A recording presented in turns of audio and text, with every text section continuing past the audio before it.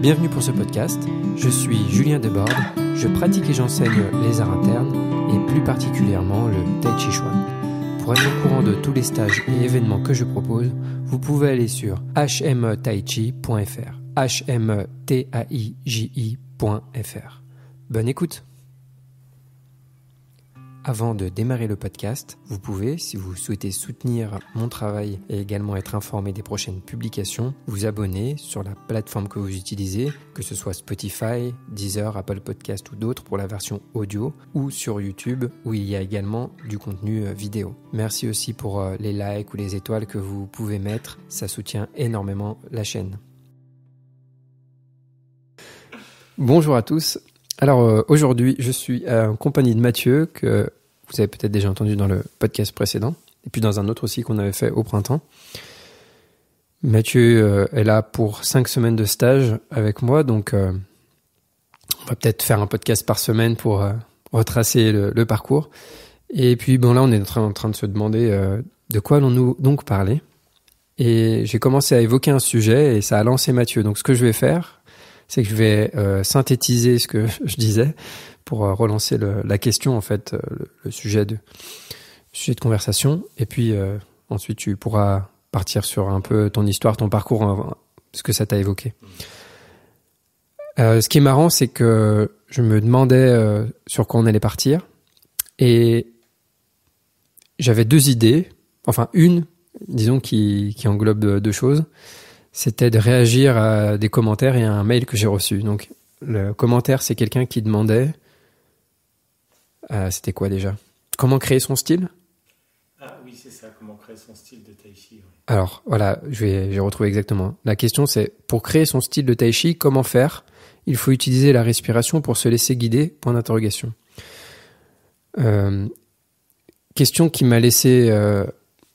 quoi dans un premier temps, j'ai pas trop su quoi répondre pour l'instant, d'ailleurs j'ai pas répondu, mais qui est intéressante. Je peux imaginer, bon, soit c'est quelqu'un qui a de l'expérience et dans ce cas-là c'est une boutade, soit c'est quelqu'un qui n'a pas d'expérience et qui du coup se pose la question et y a pas de quoi rigoler, c'est une question sincère. On peut comprendre quand on n'est pas dans le monde de ces pratiques-là. Voilà. Cela dit, donc j'hésitais entre ça. Est-ce que ça peut être un sujet de conversation ? On peut en parler aussi, ouais. Alors, tiens, redis-moi ce que tu as dit tout à l'heure, ça synthétisait pas mal, c'était pas mal comme réponse. Donc, on pourrait prendre ça, enfin, dans un premier temps, moi j'ai vu ça m'a fait sourire surtout, peut-être le fait d'avoir de l'expérience et d'avoir l'impression que la question est un peu lunaire aussi. Et puis de se dire, en y répondant sérieusement, on pourrait se dire, comment créer son style de Tai Chi, trouver déjà une école qui est sérieuse, donc éprouver un peu, simplement trouver une école sérieuse, pour résumer, la suivre à corps perdu peut-être pendant longtemps, pendant une bonne trentaine d'années, et être complètement investi là-dedans, et puis se poser la question à nouveau 30 ans après. Ça serait le plus gagner en expérience dans quelque chose de sérieux et s'y investir à fond. Je pense que à partir de là, voir si c'est vraiment utile. Voilà, c'est ça que je disais. Voir si c'est vraiment utile de créer son style. Je pense que la question, en pratiquant, en acquérant de l'expérience, la question après elle est vite répondue, quoi. Ouais, c'est vrai. C'est pourquoi créer son style après. En fait, déjà pourquoi avoir envie de créer son propre style. Après, ça répond pas à la question. C'est répondre à une question par une autre question. Oui, mais voilà, déjà c'est une bonne piste, de suivre une bonne école pendant longtemps, très longtemps, et voir l'usage, l'utilité vraiment de créer son propre style. Puis normalement, arrivé à ce stade-là, on peut répondre un peu plus peut-être à l'utilité. J'en ai parlé un petit peu cette semaine d'ailleurs au stage, mais cette histoire de... Là, moi j'insiste toujours sur l'histoire de suivre les instructions, suivre la méthode fidèlement, etc. Donc on a une méthode qui est la même pour tout le monde, mais on est tous différents, on est d'accord ? Donc ce qui va se passer, c'est que cette méthode, elle va prendre la forme différente chez chacun. Par exemple, moi j'ai une manière d'enseigner qui va être différente qu'un autre instructeur HME qui suit la même méthode. Donc quoi qu'on veuille, on peut pas y réchapper. Le type de jean qu'on va même manifester, même les qualités et la manière de les manifester vont être un mix de notre vie, de ce qu'on est et de la méthode appliquée, etc. Donc elle va forcément devenir propre à nous. Mais ça veut pas dire qu'il faut que je transforme le tai chi pour le rendre compatible avec moi. Dans un sens, c'est plutôt à moi de me transformer à travers l'entraînement. Et par contre, si je ne transforme pas la méthode, c'est-à-dire que je veux la transformer telle que je l'ai reçue, du coup cette méthode après elle va prendre la forme différente chez toi, puis chez quelqu'un d'autre.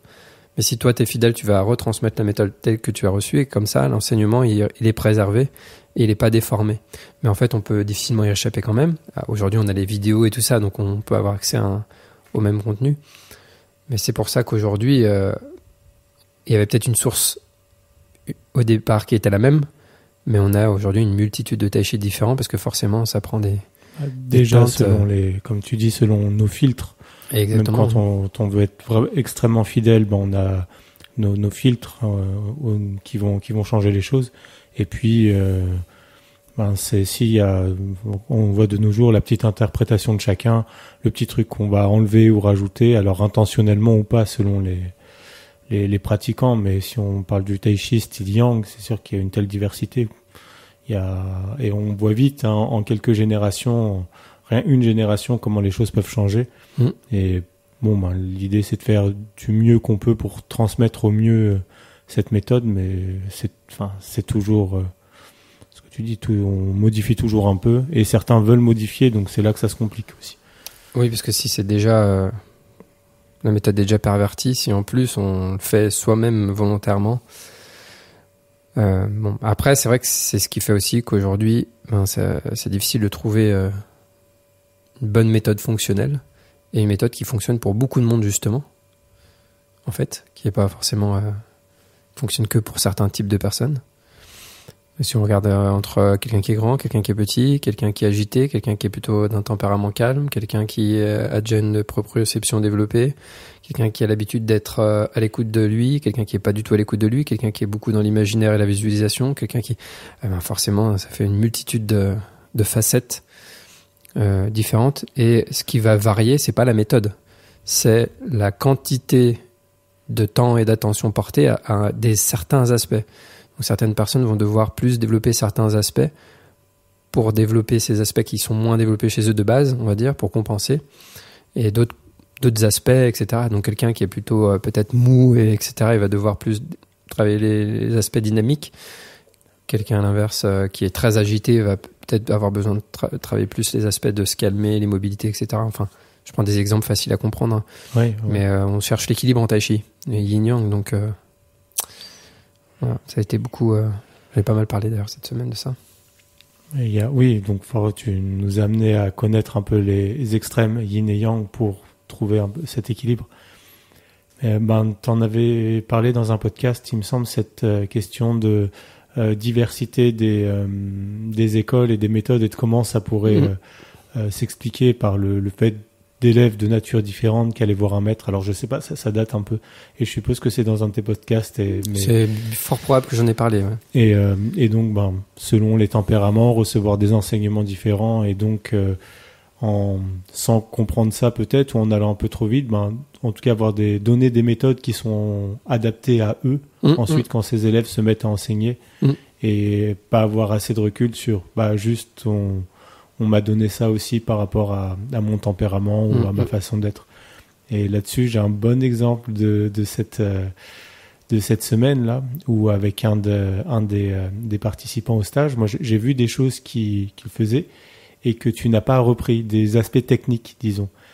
Et on a, en ton absence, on a parlé d'aspects techniques, et j'ai vu que dès que je donnais un petit élément technique, cette personne avait tendance à être... à focaliser un petit peu dessus, à être vraiment très attentif. Et j'ai vu cette question d'enseignement et de méthode où j'ai vu que c'était pas pertinent de lui donner des aspects techniques, c'était pas le moment. Et ça m'a donné un peu la réponse de pourquoi il en recevait si peu aussi, parce qu'il fallait qu'il se focalise sur autre chose à ce moment-là. Mais c'est vrai que ça m'a sauté aux yeux en me disant oui, c'est pour ça que Julien il lui donne pas tel et tel clé maintenant. C'est pas pertinent tout de suite, en tout cas. Ouais, encore une fois, donc t'abordes ce sujet parce que ça a été une grosse discussion à un moment. En fait, ça reconnecte à cette discussion qu'on a eue. C'est l'enseignant, il n'est pas parfait et il peut se tromper. Et donc, moi, si je prends mon cas, hein, bien sûr, je fais au mieux pour donner les éléments qui me semblent le plus pertinents maintenant pour toi. Donc, tu as la méthode. Alors là, c'est vraiment cool. Hein, c'est un bon exemple, Evan Manhurst, parce qu'on a le cours en ligne Discover Tai Chi pour ceux qui le font, où tout le monde reçoit la même méthode. C'est les mêmes vidéos pour tout le monde, c'est la même méthode. Mais si on a la chance en même temps de faire ça et d'avoir un prof, du coup, là, on a l'aspect conseil personnalisé et qui va nous donner le timing. Et donc, parce que c'est dur tout seul de savoir quel est le bon moment pour nous. Donc, quand on peut nous donner des conseils personnalisés, c'est le bon timing pour toi, c'est ça. Et donc, si tu regardes dans les vidéos Discover Tai Chi, il donne certains éléments de timing, difficiles à voir pour soi-même, mais dedans, tu as quand même beaucoup d'éléments. Encore une fois, quand je parle de yin et yang, etc. Donc, quelqu'un, par exemple, qui est extrêmement pointilleux, mais du coup très tendu dans sa tête, lui, il va avoir besoin de développer plus l'aspect relax, etc. Donc, c'est comme si l'expérience du prof lui donnait plus de recul pour voir plus loin qu'est-ce qu'on cherche et pouvoir doser, ok, toi, maintenant, là, ce que tu as besoin de faire, c'est ça. Ouais. Et tu remarqueras, donc c'est parce que c'était le sujet de la discussion, que comme moi, je vais pointer le truc dont cette personne a besoin, c'est pas la chose que la personne elle a mis au centre de son attention. Non. Parce que si elle l'avait mis au centre de son attention, j'aurais pas besoin de lui pointer. Ouais. Donc comme je lui pointe, c'est un effort et c'est particulièrement difficile pour n'importe qui de porter attention à un truc sur lequel tu ne portes pas attention habituellement. Et donc moi, un de mes jobs, c'est d'insister et d'être même parfois embêtant. Et comme je disais, un bon prof, pour moi, il doit t'embêter. S'il t'embête jamais, c'est qu'il va toujours dans ton sens. Et donc, s'il t'emmène pas là où tu veux pas aller. C'est ça. Faut que ça soit, t'embêter dans le sens où il te demande des choses qui vont être inconfortables à un moment. Que ce soit physiquement, que ce soit psychologiquement, parce que relâcher, des fois, c'est dur en fait. Pourquoi on le fait pas?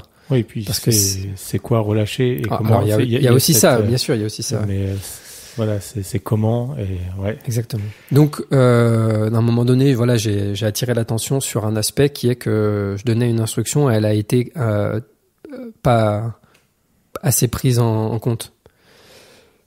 Mais ça pourrait être le sujet complet d'un podcast d'ailleurs. Donc voilà, effectivement, des fois je vois ça dans le travail à deux, etc. Des élèves qui bossent ensemble, certains qui vont donner un conseil à quelqu'un d'autre. Ou je parlais d'une expérience, un cours où j'étais il y a des années, où je corrigeais une élève chaque cours parce qu'elle essayait pas ses hanches. Et à chaque fois elle râlait comme ça. Et un jour, donc je la corrige. Et puis ça. En fait, pour moi, quand elle râlait, elle s'en voulait à elle-même. Mais en fait, c'est pas qu'elle en voulait à elle-même, parce qu'à un moment donné, elle me dit « Mais pourquoi tu la corriges pas à elle ?» Et elle me pointe la personne qui est devant elle. Tu vois, moi, j'étais un peu waouh. Ok. Parce que c'est loin de mon fonctionnement. Moi, quand on me corrige, je suis toujours content et je suis toujours reconnaissant parce que le prof me porte attention et vient me corriger. Et donc, je suis toujours content. Alors que là, c'est pourquoi tu la corriges pas elle? En fait, j'ai envie de dire, tu devrais être contente que je vienne t'aider toi et pas elle. Oui, et en fait, c'est aussi considérer que ne pas avoir confiance. Je sais pas, il y a quelque chose parce que si l'autre je l'ai pas corrigé, tu vois, ça revient à ce que tu disais. Pourquoi Julien lui donne pas ses éléments techniques? Là, c'est la même chose. J'ai bien vu que l'autre elle faisait la même erreur, mais j'ai mes raisons. Ouais. Est-ce que j'ai besoin de les justifier? Peut-être pas. J'ai mes raisons. Voilà. Là, la raison, par exemple, c'était que cette personne, je l'avais corrigée souvent, et à chaque fois que je la corrigeais, elle me donnait une excuse de pourquoi elle le faisait pas. Elle me disait, oui, mais je sais pas quoi. Pour moi, c'était une excuse. Mais comme du coup, à chaque fois que j'allais la corriger, elle me donnait une excuse, du coup, je la laissais faire parce que, en fait, je me suis dit, ça sert à rien que j'aille la corriger vu qu'à chaque fois, elle me donne une excuse. Donc, l'autre personne à qui je faisais l'effort, même si elle faisait, je continuais d'aller la corriger, tu vois, et finalement, donc on comprend pas toujours pourquoi le prof il vient de corriger toi et pas quelqu'un d'autre et pourquoi etc. Moi en gros c'est bizarre, mais moi c'est bizarre. C'est pas bizarre du tout, mais quand tu te retrouves dans un stage avec Adam, t'as plein de gens qui rêvent que Adam vienne te corriger et qui vont être frustrés si c'est pas le cas, tu vois. Ouais. Au contraire, tu devrais être content à chaque fois que ton prof vient te corriger, il vient te mettre en face. Et en fait, tu devrais même ne pas t'occuper des autres et juste t'es avec toi-même, t'es dans ta pratique, tu t'occupes que de toi et de tes corrections et tu fais confiance. Le prof, il fait son job et tout va pour le mieux dans le meilleur des mondes. Cela dit, je finis avec ça. Je t'en prie. Cela dit, si toi t'observes, là on est dans un contexte vraiment très particulier, on est un tout petit comité, donc c'est quand même c'est un cas particulier, quoi. C'est très différent même d'un groupe de 10, déjà c'est vraiment différent.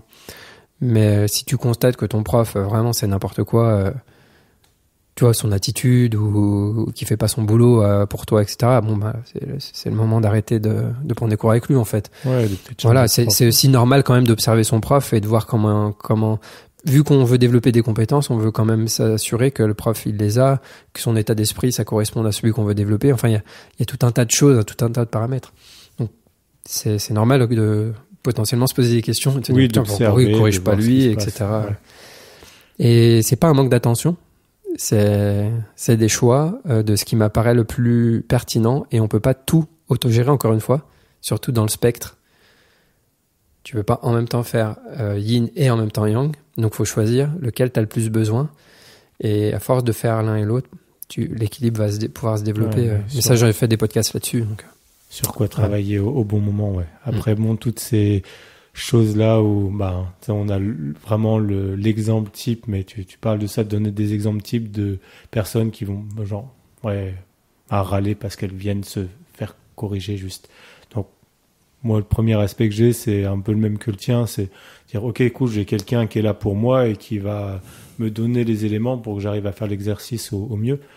Mais évidemment, il y a tout un tas de petites choses qu'on voit pas du tout. On va tous le faire. Et vraiment, plus on va creuser dans le travail des postures, du tai chi ou tout ça, et mettre le doigt sur ce qu'on fait nous aussi. Et c'est ce que j'apprécie parce que moi, au premier abord, je fais pas ça. Le premier truc que je vais avoir, et en fait, quand je me regarde vaguement ou même un peu plus précisément, consciemment, je vais pas faire ça. Et puis, si on creuse un peu, ou si à un moment c'est pas qu'on creuse, c'est qu'on continue à suivre la méthode, juste suivre la méthode en fait, et il y a des choses, en la suivant le plus sincèrement possible, il y a des choses qui vont apparaître assez naturellement, pas parce qu'on se pose la question, quoi, mais vraiment t'as vu là, t'as eu un petit truc, c'était très léger, mais au fond, il y a quelque chose que tu fais, c'est aussi ça, c'est un peu la même chose. Et t'arrives à pointer le doigt là-dessus aussi par la façon dont t'abordes les stages, dont t'abordes l'enseignement, quoi. Mais c'est vrai qu'il y a tellement de fois où on peut se dire bon, non, pas moi. Pas... Ah ouais. En fait, je pense que c'est ça qui est... Je vais retrouver Attends, je vais aller sur l'ordi, là, et je vais retrouver un témoignage que j'ai mis et qui illustre un peu ça, je trouve. Alors, attends, c'est ça. Ça, c'est le témoignage. Tu te dis, est-ce que je le mets, est-ce que je le mets pas, celui-là? Ce qui filtre, alors, je vais le lire, c'est une semaine de stage à l'ETRA, c'est d'abord la promesse de partir à la découverte de soi. Entre parenthèses, Julien nous amène sur un chemin peu fréquenté. Et on peut même avoir parfois l'impression qu'il nous pousse dans les orties. C'est un peu ça. Enfin, je pense que ce qu'il évoque, c'est ça. C'est le fait de pointer des choses qui sont inconfortables et qui sont pas forcément évidentes à voir. Et moi, je suis assez, je pense, taquin, précis. Taquin, mais dans le sens pédagogique. C'est pas juste pour de la taquinerie pour rien. C'est juste te montrer, là, il y a un truc, là, il y a un truc. Et du coup, de voir ça, c'est pas forcément confortable de premier abord.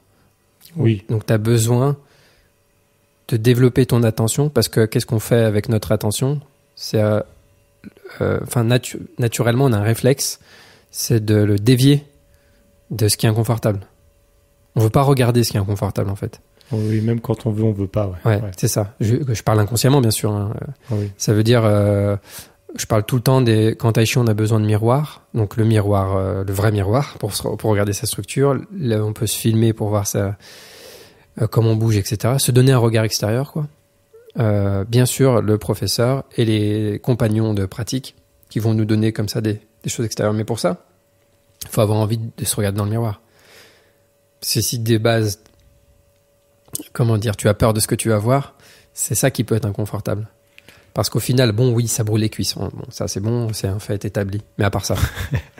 Non, mais si tu regardes à part ça, c'est juste psychologique, c'est juste d'accepter de voir. Donc en fait, il y a plein de choses qui vont devenir de moins en moins confortables parce qu'en fait, tu t'habitues à voir et c'est pas grave. Oui. Et ça devient une habitude et t'as plus peur de regarder tes erreurs parce que tu sais que c'est en les voyant en face que tu vas pouvoir progresser. Ouais, et puis ça met plusieurs choses en lumière. Après, il y a le moment d'un cours d'1h30 ou d'un stage aussi. Mais c'est vrai qu'il y a on va cultiver des rapports avec les autres et ça va comment dire ça? Disons qu'on va, en cultivant des rapports avec autrui, ça met des choses en lumière. Déjà, naturellement, tu rencontres des gens et donc tu peux ne pas trop le voir et tout. Le fait d'avoir un entraînement tai chi, ça va exacerber ça et exacerber nos façons de faire, si je puis dire.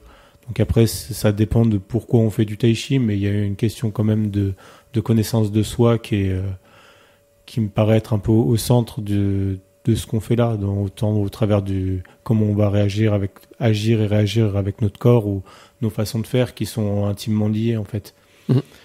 Et dans le contexte de ces stages aussi, on a le temps de voir la façon dont on fait les choses avec les gens. Bon après moi, ça fait j'ai fait là je suis à la 2e semaine de stage ici. Avant ça c'était 2 semaines aussi d'affilée. Donc il y a une mise en situation un peu longue peut-être qui permet de voir mes façons de faire et à quel point elles peuvent être ça peut être de la tension, une tension interne qui est à l'origine de façon de faire, de façon de répondre à quelqu'un, que ce soit par l'humour ou peu importe comment, mais qu'est-ce qu'il y a derrière ce qu'on est en train de faire vraiment. Et le fait de faire ça, donc d'avoir du monde et de faire ce qu'on fait en posture, tout l'entraînement de tai chi à côté, je dirais que ces choses-là se nourrissent et s'exacerbent un petit peu. Et c'est assez difficile déjà de voir, comme tu dis, est-ce que j'ai des alignements corrects dans mon corps, est-ce que je fais les choses physiquement déjà correctement, est-ce que ma tête est suspendue, etc. Je me suis vu avec des miroirs pas faire correctement et seulement voir des choses sur vidéo, des trucs physiques. Et tu nous as beaucoup briefé aujourd'hui sur l'état d'esprit et comment notre état d'esprit il était essentiel dans la pratique du tai chi et puis que notre façon de faire elle influe aussi la qualité de l'exercice. Clairement, il faut avoir cette qualité de l'esprit pour pouvoir faire du tai chi correctement. On doit faire avec ce paramètre aussi qui est surtout dans une méthode où tout est animé par Song. Ouais. Le moteur, c'est Song de tout ce qu'on fait. Le moteur du mouvement, le moteur de la puissance. Donc Song est omniprésent. Donc cette qualité de Song, alors aujourd'hui on entend parler de partout. Et je dirais il y a un type de Song aussi qui est variable. D'une école à une autre, il y a une couleur, une saveur particulière. Comme une manière de bouger. Tu vois, dans chaque école, il y a une manière de bouger particulière. On peut reconnaître quelqu'un de quelle école il vient, en général, juste en regardant bouger. Quelqu'un qui, bien sûr, a pratiqué sincèrement, tu vas reconnaître, tiens, la forme, par exemple, la forme du premier système de la Terre, de quelqu'un qui fait HME, normalement, t'arrives à voir que c'est ça. Mais il y a aussi plus loin, pour les gens qui ont plus développé cet aspect, qui ont plus côtoyé Sifu, les élèves avancés, etc., il y a une qualité de Song, il y a un type de Song. Et parce que c'est lié à l'état d'esprit. Et ça, ce que je disais ce matin, c'est un paramètre que tu ne peux pas toucher en vidéo à distance. Non. Tu peux capter pas mal de choses, mais ça, quand même, c'est compliqué. Et il faut pas mal d'attention et d'écoute pour le capter en présentiel aussi. Oui. Voilà, en fait, pour moi, je le partage dans la mesure, dans la limite de ce que je suis, bien sûr, et de ce que moi j'incarne. Mais après, est-ce que tu t'en rends compte? Enfin, est-ce que les élèves s'en rendent compte? Effectivement, c'est avec l'attention et tout ça. Mais petit à petit, j'espère, en tout cas, en appuyant là-dessus. Là, on a pris un temps, un moment, le dernier exercice qu'on a fait, je pense, qui allume un peu plus cet aspect de sentir cette qualité-là. vraiment particulière, ce qui va permettre de mieux la reconnaître, et ainsi de suite. L'attention reste au centre de tout ça quand même. Faut apprendre à dompter. On va dompter son attention. Qu'elle arrête d'agir de manière sauvage et en faisant ce qu'elle veut, en allant n'importe où. Voilà, ça c'est un truc important. Voilà, bon, j'ai fait ça fait du temps que je suis pratiquant, ça fait longtemps que je suis pratiquant, mais je vois que en parlant de dompter l'attention et de l'esprit, où je commence à percevoir que mon esprit se calme, c'est à la fin de la 2e semaine où je vois certaines tensions que j'avais pas vues qui se révèlent, mais aussi mon esprit qui peut rester plus de temps à l'intérieur de moi sans partir ailleurs, ou moins d'agitation, juste moins d'agitation. Mais pour ça, je vois bien, la dernière fois c'était la même chose. Vers la fin de la 2e semaine, je perçois ce changement, pas avant. Ouais, donc comme quoi, en fait, c'est lié aussi justement à le niveau de calme et de clarté du coup que tu vas acquérir va te permettre d'en voir plus. Ouais. Donc, c'est pas qu'il y en a plus, mais c'est que du coup, il y a une meilleure vision, une vision plus claire, qui va te permettre d'en voir un peu plus. Et du coup, on peut avoir ce sentiment qui peut paraître contradictoire, de je vois plus de tension, mais je me sens plus calme. Ça peut paraître dit comme ça contradictoire, mais non, c'est normal, c'est logique en fait. C'est parce que justement t'es plus calme que tu vois plus que tu vois plus d'agitation. Ouais. Donc voilà, on verra après 3 semaines du coup, parce que on parlera des autres phases. Chaque semaine va être une nouvelle aventure. Alors du coup, on n'a pas du tout abordé le sujet de départ. Pas du tout. Enfin, pas du tout. Alors, en fait, on était parti sur un truc, puis bon, voilà, on va peut-être juste clôturer là-dessus, comme ça, quand même, on l'aborde. Ouais. C'était une histoire de formation en 2 ans. C'était ça Non, c'est pas ça. Ça, c'est une autre histoire. Une autre histoire. Donc, le deuxième sujet que j'avais en tête, c'était que j'avais reçu un mail où on propose des formations de 2 ans de Tai Chi et de Qigong. Mais ça fera le sujet. On en reparlera. Hein. Je pense que tous les auditeurs qui ont l'habitude de m'écouter, je pense que vous savez déjà ce que je pense de ça. Je sais même pas s'il y a besoin de faire un podcast. Bref, puis je pense que vous pensez comme moi, d'ailleurs. Sinon, c'était l'histoire, en fait, je regardais dans mes notes, parce que des fois, quand j'ai des idées, je me dis, tiens, ça peut être des sujets de podcast, je mets ça dans mes notes. Puis j'ai écrit une note et je comprenais plus du tout. Je ne comprenais plus du tout ce que j'avais écrit. Et c'était quoi? Mais non, mais c'est même pas ça, si. Si, on est parti là-dessus sur le fait de pas savoir où ça nous amène. Oui, c'était ça. Le fait de faire quelque chose. Je parlais. Ah oui, en fait, ça m'a amené à parler de mon expérience de vie, où en fait, voilà, ça y est, je retrouve le fil. C'était le sujet de. J'adorais faire de la musique, j'adorais faire de la guitare, je ne savais pas quoi faire d'autre. Je fais un gros résumé, mais ça aille très vite. Donc, comme je savais pas quoi faire d'autre, j'ai fait une école de guitare. Mais je savais pas ce que j'allais faire de ma vie. J'ai juste fait ça parce que j'aimais faire ça. Puis après, voilà, je suis devenu enseignant de guitare, etc. En fait, j'ai trouvé le quoi en faire après. J'aimais faire ça, j'ai beaucoup fait ça, et ensuite, qu'est-ce que je vais en faire? C'était la question suivante. Le tai chi, je me suis mis au tai chi, j'étais à fond, j'en faisais tous les jours, j'étais au taquet, c'est devenu une passion plus forte que la musique et tout ça.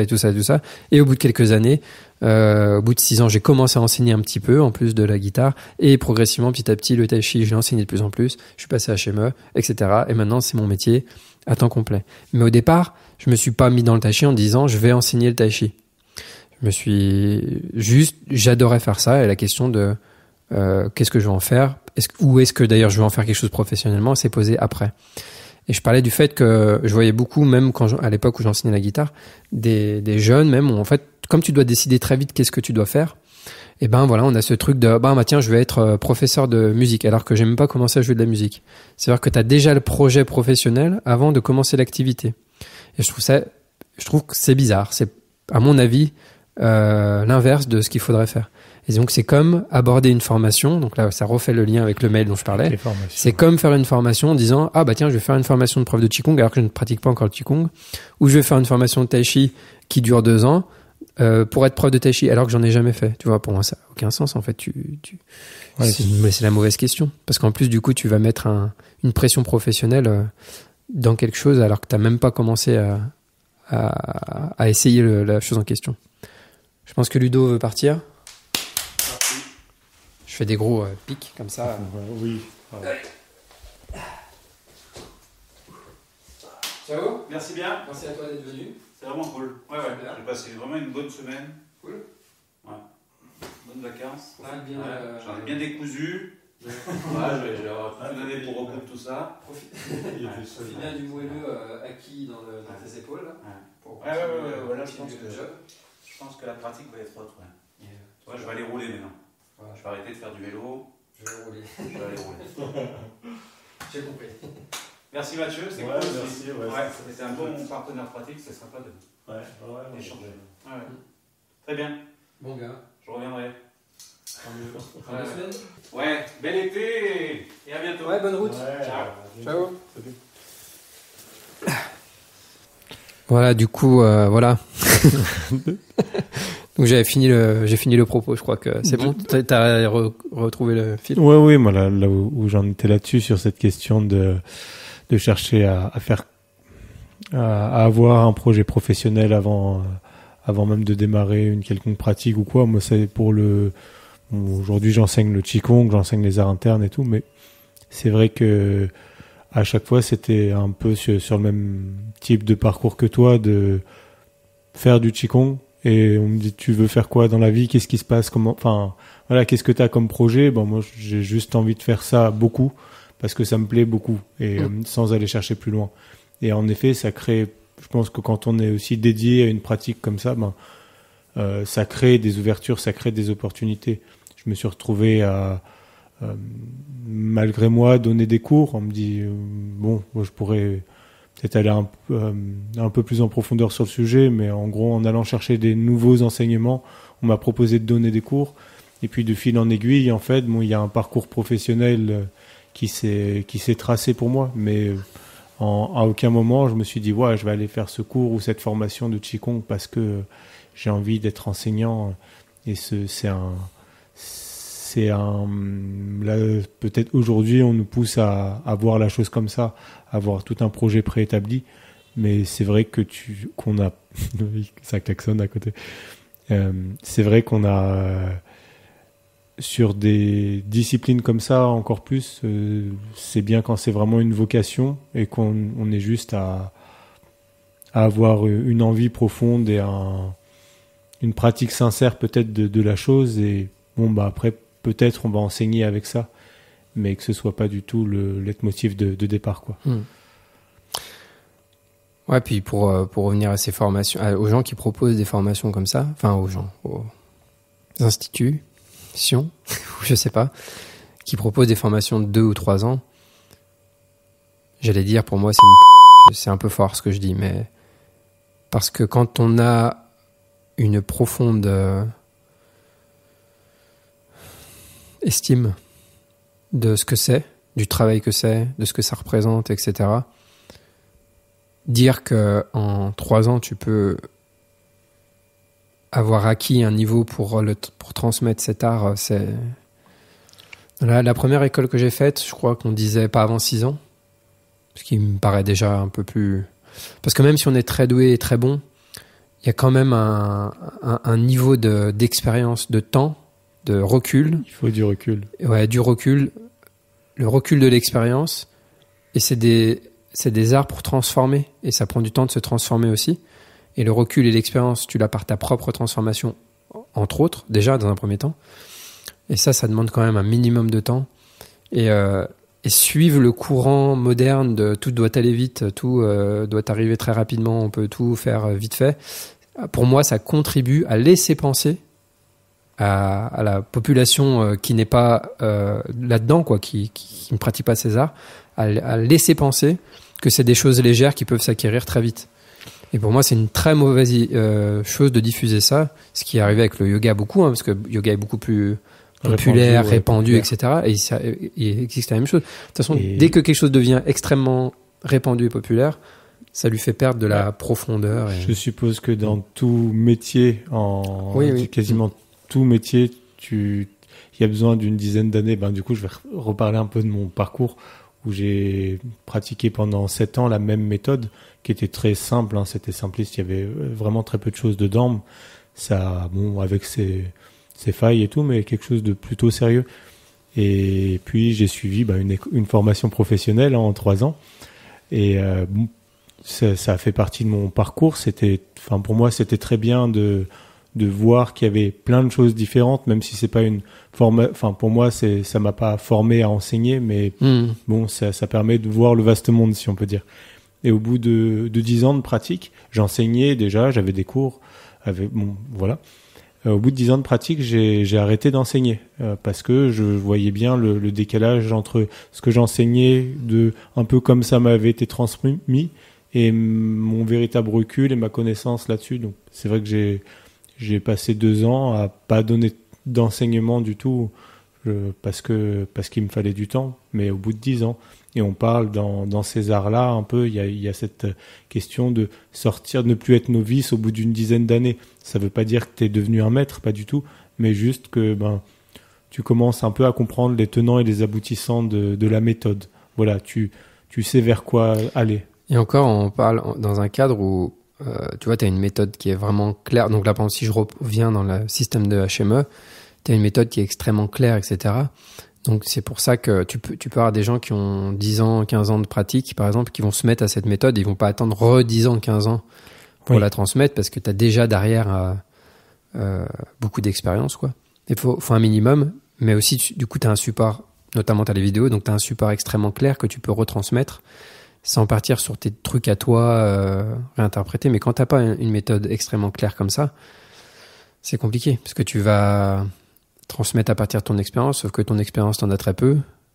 Et au final, en fait, ouais, t'as une perte de qualité et de profondeur de ces arts-là. Enfin, juste, il suffit de regarder ce qui est devenu le monde du yoga. Hein. C'est plus facile à voir. De n'importe quelle méthode, HME, on a quelque chose qui est extrêmement qualitatif. Enfin, il y a pas, c'est difficilement, pour moi, hein, c'est difficilement comparable avec la plupart des choses qu'on va voir en Qigong ou en Tai Chi. C'est très compliqué de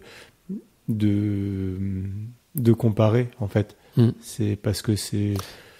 Ouais, si, on compare, mais... Oui, non, mais oui, d'accord, mais de comparer à échelle égale, parce que on a une qualité, les vidéos, ouais. La clarté aussi des consignes données, où on a juste besoin de faire exactement ce qu'on nous dit de faire et rien d'autre. J'ai pas vu de méthode où c'était aussi clair, oui, j'ai jamais rencontré ça non plus.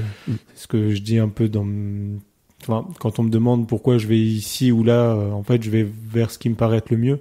Donc c'est vrai que quand je rencontre une méthode qui me paraît la mieux par rapport à tout ce que j'ai vu jusque-là, je vais vers ça, naturellement. Donc après, c'est sûr que sur HME, on en a parlé, hein, de personnes qui ont 30 ans de pratique.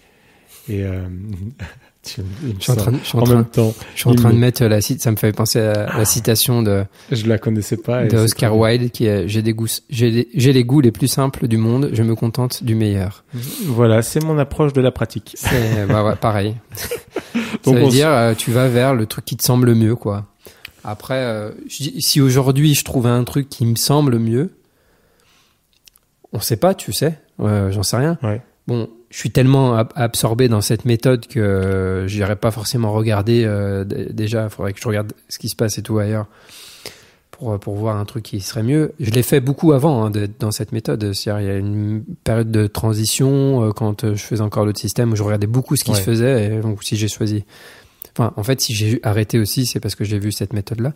Là, en fait, je ressens pas, c'est tellement clair, complet, etc. Aujourd'hui, si je voyais un truc meilleur, en vérité, je sais pas si je changerais.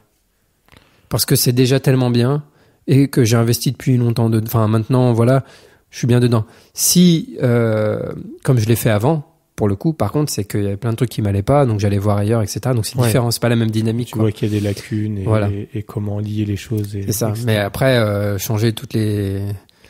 Bon, c'est pas forcément pertinent non plus. Mais là, vraiment, de toute façon, j'ai du mal à imaginer que je puisse trouver meilleur dans le sens, je préfère préciser, parce que je vais être critiqué là-dessus sinon. Sûrement. Meilleur pour moi. Par rapport à mon prisme, par rapport à moi, ce que j'attends, ce que je pense, etc. C'est pas meilleur dans l'absolu. Je dis pas que tout le reste est nul et que tout le reste est moins bien. C'est par rapport à moi, ce que je recherche. C'est la méthode qui me correspond le mieux, qui est... Voilà. T'as vu, j'arrive à être un peu... ouais, c'est bien, c'est bien. Peu, bravo, comment on dit... bravo. Je trouve plus le mot. Ouais, peu importe. Voilà, bravo. voilà. Très bien, très bien, très bien. Oui, bah après c'est une question d'objectif, pour aussi. Oui, c'est ça, exactement. Et puis de ressenti personnel. En fait, on va aller vers quelque chose qui à nous semble correspondre à ce qu'on cherche. C'est sûr que c'est une école où on va se pousser aussi. Il faut avoir envie de ça un minimum. Bien sûr. Et bon, après, il y a d'autres choses qui me paraissent intéressantes. Enfin, si j'étais tombé peut-être sur ce que fait Daymo Mitchell avant, je serais peut-être allé voir. Enfin, voilà, je serais peut-être allé suivre sa méthode, etc. Évidemment, c'est des méthodes tellement riches qu'on n'imagine pas du tout faire les deux en même temps. Ça n'a aucun. Enfin voilà, c'est hors sujet. C'est compliqué, ouais. Déjà, j'ai du mal à tout faire. En fait, il y a une telle richesse de pratiques, d'enseignement. Et comme si je parlais de ça, il y a l'état d'esprit, il y a l'ambiance, il y a le vocabulaire. Il y a tout un monde, en fait, quand on rentre dans un enseignement, dans une transmission d'une école particulière. Il y a tout un monde qu'on rencontre aussi. Ouais. Et de faire ça en côtoyant, enfin, avec un autre en parallèle, je pense que c'est compliqué de complètement être absorbé. Après, voilà, chacun ses projets, chacun ses objectifs, chacun sa manière de voir les choses, chacun son tempérament. Il y a des gens qui aiment avoir une femme dans leur vie, il y en a qui aiment bien aller voir 20 femmes dans leur vie. Je fais ce parallèle parce que c'est drôle. Mais c'est vrai en même temps. Tu vois, chacun voit midi à sa porte et fonctionne comme il fonctionne. C'est vrai que moi, je reconnais maintenant avec le recul, tu vois, je prends un peu de recul et tout, je me dis bon, ok, je dis pas que tout le monde doit faire pareil, c'est mon fonctionnement aussi. Moi, je suis assez psychomaniaque, monomaniaque, voilà, c'est ça. Monomaniaque, ouais, ok. Monomaniaque. Je suis assez, je trouve un truc qui me va bien, bam, j'investis et j'aime bien. Moi, c'est simple. Je trouve un truc, allez, et je creuse, tu vois, plutôt que faire 15 trucs différents, essayer de faire ma tambouille. Je l'ai beaucoup fait. Je l'ai fait pour la musique, pour la guitare. Je vais faire ma tambouille. C'est très satisfaisant au niveau de l'ego parce que tu fais ta propre méthode, tu fais tes propres recherches. C'est très satisfaisant. Est-ce que c'est efficace ? Je ne sais pas. Pour certains, oui. C'est ce qu'a fait Adam. Oui. Alors, il l'a fait dans le sens où il n'a pas bidouillé les méthodes. Il a juste pris une méthode, pris le meilleur des enseignants qu'il a eu dans le système de Wang, par exemple, pour le premier système de la Terre. Après, il y a le deuxième système. Donc, il a structuré et organisé. Voilà. Après, il n'a pas fait sa tambouille en inventant, en mixant, en mettant des techniques internes d'une méthode dans une autre. Il n'a pas fait ça du tout. Ça fait partie des préceptes, ne pas mixer. Il a structuré et organisé par rapport à ce qui, lui semble le plus fonctionnel. Lui, il a pratiqué beaucoup de formes et de systèmes. Il a rencontré beaucoup de maîtres. Il a essayé plein de choses. Donc, en gros, il a sélectionné ce qui, pour lui, est le plus efficace, le plus fonctionnel. Et on peut vérifier la fonctionnalité dans ces élèves qui développent les compétences. La question, oui, c'est vrai qu'en travaillant HME aussi, on a très vite des... j'en ai déjà parlé dans les podcasts précédents, c'est cette question de à quel point on va sentir l'ouverture du corps, juste en faisant. Moi, j'ai fait le premier exercice. D'ailleurs, le Songgong numéro 1, je crois que la vidéo du cours en ligne, elle est sur YouTube. Elle est sur YouTube, gratuitement. Donc, il suffit de prendre ça, d'essayer de le faire au plus proche possible. Enfin, pour moi, ça a fonctionné comme ça. J'ai fait le premier mois du cours en ligne. Et premier mois gratuit. Le premier mois gratuit aussi. Instant promo en passant, l'air de rien. Premier mois gratuit et sous-titré en français. Et en plus, vous pouvez arrêter votre abonnement en gardant le mois gratuit, arrêter votre abonnement et continuer d'avoir accès à ces vidéos. Parce qu'en fait, on peut faire la pause. Tout ça, on me demande assez souvent, même des gens qui sont inscrits depuis longtemps, on me demande si j'arrête l'abonnement, qu'est-ce qui se passe ? Si vous arrêtez votre abonnement, vous avez toujours vos vidéos. C'est comme si vous les achetiez en fait. Donc tu peux toujours te connecter à ton compte, regarder les vidéos et réenclencher l'abonnement quand tu veux. Donc tu peux faire une pause au bout de 3 mois, laisser passer quelques mois, reprendre l'abonnement. Ça va te libérer une vidéo nouvelle chaque semaine, mais tu ne perds pas l'accès. Donc tu peux faire le premier mois gratuit, l'arrêter et continuer de faire ton mois gratuit. De voir les vidéos pendant des mois et des mois si tu veux. Voilà. Ouais, tout à fait. Et si tu as autre chose à dire, mais vu l'heure, il va falloir qu'on arrête là. Ouais, oui. Mais juste, ça me fait penser là, cette histoire du premier Songgong qui est gratuit sur YouTube. Il y a quelque chose auquel il faut être attentif aussi, à mon avis. c'est cette tendance qu'on a à dévaloriser ce qui est gratuit. C'est malheureux, mais aujourd'hui, on fonctionne beaucoup avec si c'est cher, c'est qualitatif, si c'est pas cher, c'est pas qualitatif. Je résume, hein, tout le monde pense pas exactement comme ça, mais il y a un petit mode comme ça. Et c'est malheureux. Et des fois, ouais, alors lui, il pense trop à l'argent, machin et tout. En fait, je pense que si Fous, s'il avait fait cours gratuits sur YouTube en mettant tous ses cours gratuits, je suis sûr qu'il aurait pas eu autant de succès. Ça ne fait pas. En fait, tu te dis, c'est inconscient, mais on pense pas que quelque chose est qualitatif si c'est offert et gratuit. Et donc, ce premier Son Gong, il est gratuit sur YouTube. Vous pouvez y aller. Et c'est pas parce que c'est gratuit sur YouTube que ça n'a pas de valeur. Regarde-le encore et encore. Et juste dans le premier Son Gong, il y a déjà beaucoup de choses à travailler et qui sont déjà bien détaillées, bien plus que beaucoup de choses qu'on peut trouver. Oui. Et même payantes. C'est vrai qu'on a tellement peu d'attention pour ça, mais souvent on va pas s'apercevoir de à quel point ça peut être riche aussi, parce que c'est gratuit, parce que c'est donné librement. Ouais. Mais c'est une raison d'attention. Par exemple, tu viens de loin, tu voyages de loin, tu payes un stage cher, t'es quand même vachement, cher, ou en tout cas pour toi ça représente une certaine somme. C'est un effort. Ouais. Et ben du coup tu vas être vraiment attentif. Encore une fois, je caricature, mais c'est un peu ça. Alors tu prends un cours Tachi parce que c'est à 2 mètres de chez toi, parce que c'est pas cher, et parce que je sais pas quoi, tu vas pas forcément te rendre compte qu'en fait, le gars, c'est peut-être un enseignement vraiment qualitatif. On se rend pas forcément compte de ça. Donc quand tu as essayé d'autres cours, quand tu as fait un peu le tour et que tu as essayé beaucoup de choses, des cours en ligne, etc., ben, en fait, tu peux vraiment reconnaître ça.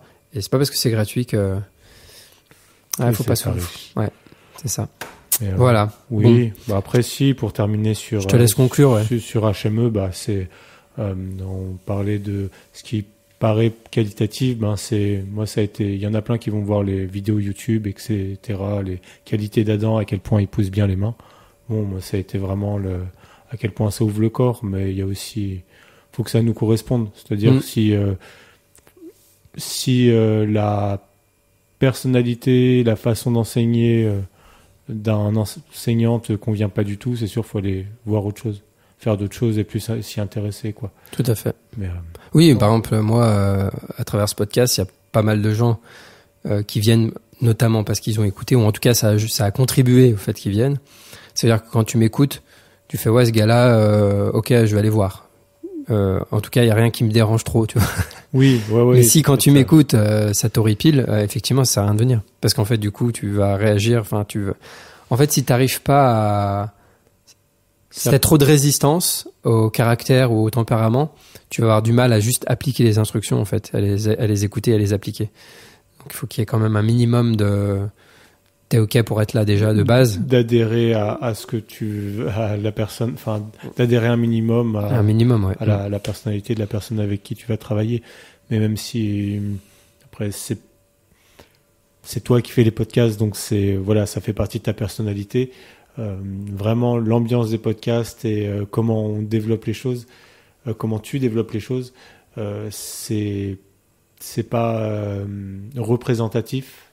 Tout à fait représentatif de l'ambiance qu'on va retrouver en stage et de la façon dont tu vas les amener dans l'enseignement. J'en ai parlé déjà, mais je le redis pour ceux qui écoutent. On est vraiment coaché. Tu viens bien pointer du bout des doigts ce qu'il faut faire, ce qu'il faut pas faire, les façons de faire. C'est avec beaucoup de méthodes, en fait. Et c'est vrai que moi... tu veux dire que le côté un peu sérieux de l'entraînement, peut-être ? C'est pas tant le côté sérieux de l'entraînement, c'est ta méthode, ta façon de faire, comme de bien percevoir qui a besoin de quoi, à quel moment. Okay.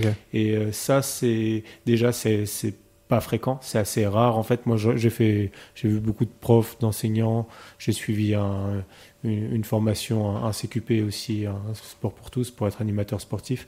Donc, j'ai côtoyé des enseignants et cette notion de qu'est-ce que la personne veut, mais de quoi elle a besoin. Et voilà, c'est une notion assez essentielle. Et puis avec le prisme d'une méthode qui est vraiment claire. Donc là, faut venir essayer, faut venir voir. Et il y a on s'imagine pas à quel point c'est riche de venir là avec toi, hein, pour le coup, de venir et de faire ce travail-là. Il y a une richesse. Moi, j'ai travaillé beaucoup dans mon coin, donc faut pas le faire. Faut venir le plus rapidement possible. Surtout pour ceux encore plus pour ceux qui suivent le cours en ligne, c'est essentiel. Moi, s'il y a des Français qui nous écoutent et qui sont pas venus faire un stage, une journée ou 5 jours avec Julien, mais qu'est-ce que vous faites? Alors, non, si on suit le cours en ligne, c'est essentiel toi ou un autre enseignant. Moi, je parle de toi parce que tu es le plus proche pour ça, quoi. Et que tu es très aussi volontaire d'enseigner la méthode, de la transmettre et de la faire connaître. Donc tu diffuses, c'est vrai, tiens, minute publicité. C'est vrai que tu as les cours à la journée qui sont donc des cours à la journée qui sont à Lyon, à Avignon. Maintenant tu vas venir jusque Rennes, donc pas très loin de chez moi.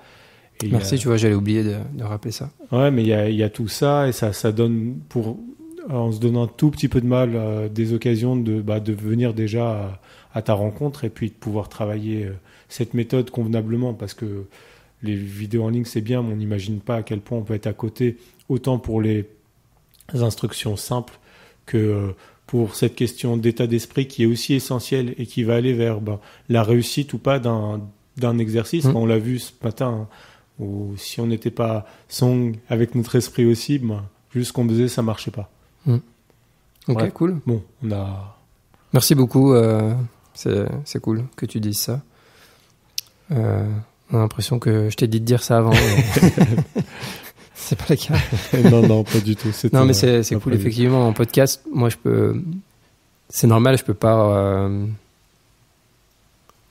transmettre ce qui se passe dans un enseignement, quoi. C'est plus pour quel est le blabla, en fait, dans le podcast. Donc, on peut pas s'imaginer, je pense, effectivement. Donc, c'est chouette que tu le dises et que, voilà. Puis moi, je me rends pas compte parce que je m'écoute pas. Enfin, j'ai pas le recul de moi-même. Enfin, tu vois, voilà. Donc, c'est chouette, toi, en tant que personne qui a découvert mes podcasts avant et qui est venu en stage ici, de parler de ce parallèle et tout ça, c'est cool. Mais effectivement, par contre, ça, c'est quelque chose que je me dis des fois, je vois des personnes qui font le cours en ligne et tout, et c'est chouette parce que, encore une fois, le cours en ligne est exceptionnel, mais je me dis, purée, s'ils étaient venus plus tôt, ils auraient vraiment gagné du temps.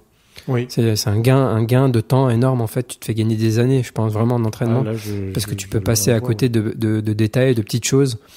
Et c'est pire, je pense, quand tu as beaucoup d'expérience, parce que tu penses. On peut penser ça plus, mais, ouais. Et puis, tu peux plus penser que tu sais parce que toi, tu as de l'expérience, donc tu comprends ce qu'il dit et tu peux vraiment passer à côté de beaucoup de choses. Ouais. Mais bon, voilà, après, c'est comme ça. Chacun fait les choix en fonction de ce qu'il peut. on va dire ça comme ça. Ouais. Mais en tout cas, c'est cool que tu en aies parlé. Ok, eh bien voilà. Écoutez, si vous voulez rencontrer Mathieu, il sera là jusqu'à tous les fins de stage là de juillet. Oui.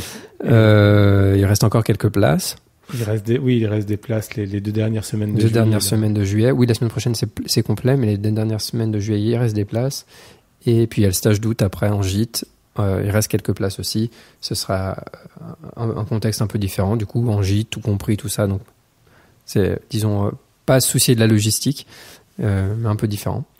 Voilà, je vous laisse aller sur le site, aller voir sur le site et ne pas hésiter à me contacter si vous avez des questions. Merci encore, Mathieu. Très bien, merci on se revoit la semaine prochaine. On refait un podcast la semaine prochaine. Pour changer. Salut. Allez, bonne pratique à tous. À bientôt. Merci encore à toutes les personnes qui me soutiennent sur Tipeee.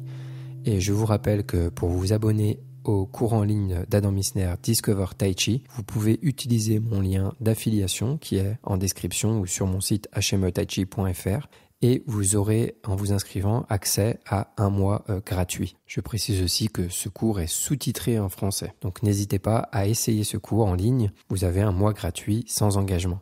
Très bonne pratique à vous et à bientôt.